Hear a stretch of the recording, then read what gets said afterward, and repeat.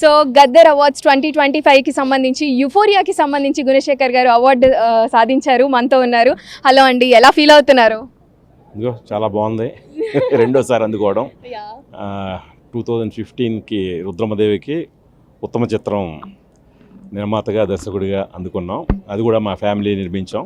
ఇప్పుడు కూడా మళ్ళీ నా మిస్సెస్ రాగిణి గుణ ప్రెజెంట్స్, నా ఇద్దరు డాటర్స్ నీలిమ గుణ యుక్త గుణ వాళ్ళు ప్రొడ్యూస్ చేయగా యూఫోరియా నిర్మించాం. దీనికి కూడా అవార్డు రావడం చాలా చాలా ప్రోత్సాహకరంగా ఉంది.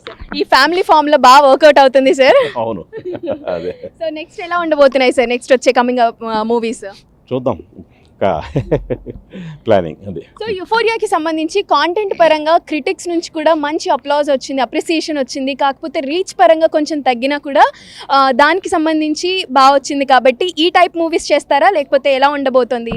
కథ బట్టి అండి, ఎలాంటి కథ అయినా ఎలాంటి కథ మళ్ళీ చేస్తాను. బట్ ఆల్రెడీ చేసింది అయితే చేయను, మళ్ళీ కొత్తగానే చేస్తాను. గుణశేఖర్ గారు అంటేనే ఎక్స్పెరిమెంట్స్, కొత్త కాంటెంట్ అండి.